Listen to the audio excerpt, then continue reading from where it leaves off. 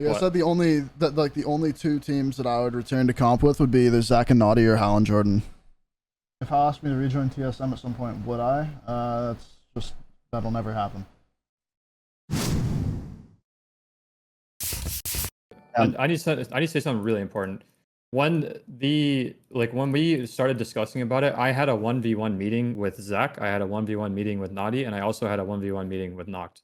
Because I wanted to get the perspective and opinions of all three players separately, instead of everyone just jumping in a call and just throwing things out. You know what I mean? Yeah. And like the conclusion and decision was made based off of everyone's thoughts, Noct included.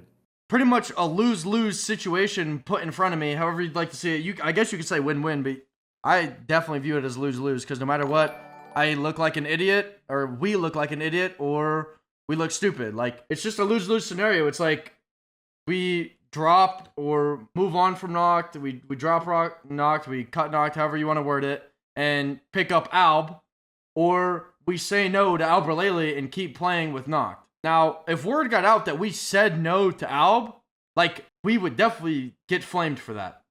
And it's equal flack. Yeah, it's equal flack either way. It's a lose-lose scenario for us. That's why me and Naughty have been completely okay with putting up with the hate. Like, while it sucks, like, it's a lose-lose scenario. Like, either way, we were going to get flack. We understand that.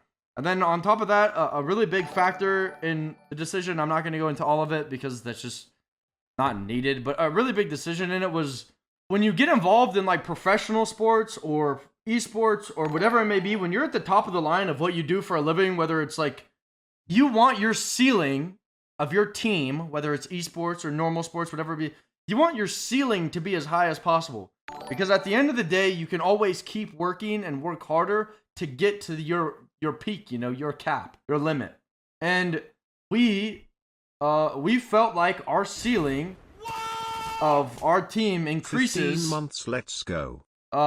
With Albralelie on the team over Noct.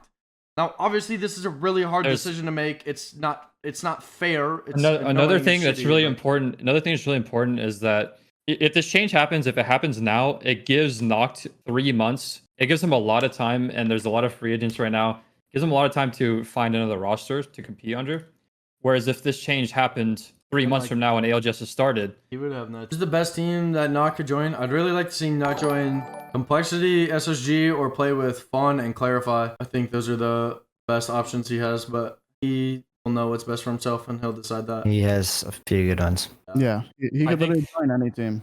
I think right now, like, I don't want to talk down on other people, but Noct right now is like top of the totem pole for free agents. I would be 100%. very, especially for very he's surprised. a top 2, top 3 free agent right now. 100%. Yeah. And that's not only because he's a Gibby player. It's also because of his just straight talent. It's too hard to say no to a player like, for example, Lou or Albralelie or Hal or Nathan. If they approach your team, it's really hard to say no because of the caliber that these players are at. Like, for example, there's a clip of Noct on Reddit. The title is like Noct's opinions on the C9 roster change. And the clip is Noct saying that it's ironic that the player that's replacing me is better than any of us on the team. He says something along the lines of that. And it's like, that's the truth. So it's like this shitty situation for sure.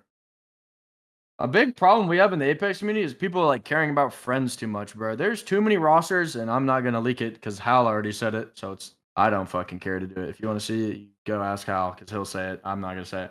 There's too many rosters in the pro scene that care too much about friends over business. I'm not saying that related to our situation at all. I'm just saying that in general, man. I just feel like there's so many teams that will only pick up like their friends. And that's a really shitty scenario. And I fucking hate it. I feel like there's a lot of deserving players that just get overlooked because of their friends. Yeah. And that's like a worldwide thing in esports in general, bro. That's like a esports thing, not just the Apex thing, but god damn, that shit is fucking annoying. Yeah, kind of. Getting picked up is really just a lot about connections. And that's the truth, man. It's all relationships, and that's life too. Like real life business, real life jobs. Like a lot of that can be connections and just knowing the right people and having those good relationships. Shitty, but it's the truth.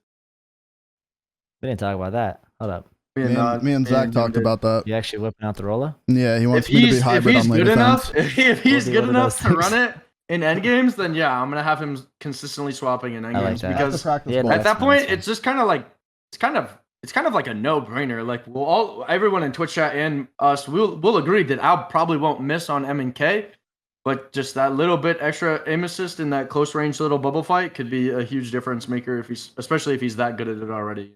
Yeah. So that's just something to think about, especially depending on his guns. Like if that dude has wingman fucking massive, I'm not gonna tell him to swap, but like that dude's got R9 Volt, he might be 0.4 in you. Honestly, So the past like week and a half, 2 weeks has been like really good for my mental. I've just been like taking it easy, relaxing, playing Valorant, playing single player games, and I feel like I'm in like a mental state where I like want to compete again, because I've realized, honestly, playing a ton of single player games, I've realized that like I'm too competitive to just like not do it. Like I'm just bored without competing. So I feel like I need to get back into it as soon as possible rather than later. And ranked will never Exactly like, fill that itch. Yeah. Like I said, the only two teams that I would return to comp with would be either Zack-A-Naughty or Hal and Jordan. If I asked me to rejoin TSM at some point, would I? That'll never happen. Unless Snipe left for Halo, but I don't see that happening because of how much success he's had in Apex. I don't see him ever returning to Halo. If I have teammates that I am constantly around in and out of game, I feel like it makes it a little bit more manageable. Like it's no secret that on the TSM roster, we never really like played stuff besides Apex together, and even then, most of the time I would play alone or play with other people in ranked. So I mean, having people that I know that I'm going to be around a lot will bring up my mental. I might move to Texas to be in a like team environment, like be around these guys IRL. So I think there's a lot of factors that are going to be added with this roster. I think I'm going to be moving. So I don't think I'm going to run into any problems with this roster at all, because these guys are people that I have played with a lot in the past, both on and off stream and across different games. I get along with them incredibly well, and I'm just really confident that nothing is going to go wrong with this roster.